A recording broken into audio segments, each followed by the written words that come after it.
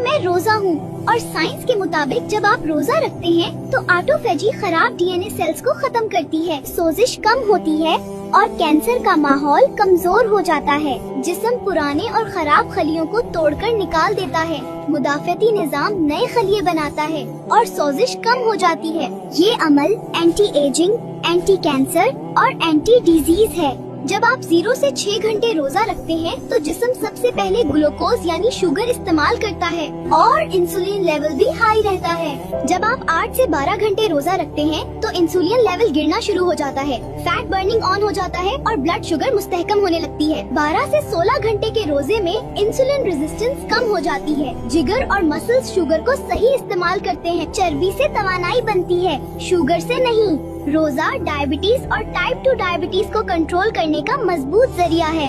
High blood pressure में रोजा रखने से इंसुलिन कम होता है, नमक की मिकदार कम जमा होती है और खून की नालियां रिलैक्स हो जाती हैं। इसीलिए रोजे से नसों का प्रेशर कम होता है और ब्लड प्रेशर कुदरती तरीके से कंट्रोल हो जाता है। मोटापे और पेट की चर्बी के लिए रोजा इंसुलिन को कम करता है, चर्बी जलने लगती है और हार्मोन्स का तवाजुन बेहतर हो जाता है। पेट की चर्बी कम हो जाए तो ब्लड प्रेशर, शुगर और दिल सब कंट्रोल में आ जाते हैं। दिल की बीमारी में रोजा रखने से खराब कोलेस्ट्रॉल कम होता है, अच्छा कोलेस्ट्रॉल बढ़ता है और खून जब मैं रोजा हूँ और साइंस के मुताबिक जब आप रोजा रखते हैं तो ऑटोफेजी खराब डीएनए सेल्स को खत्म करती है, सोजिश कम होती है और कैंसर का माहौल कमजोर हो जाता है। जिस्म पुराने और खराब खलियों को तोड़कर निकाल देता है, मुदाफती निजाम नए खलिए बनाता है और सोजिश कम हो जाती है।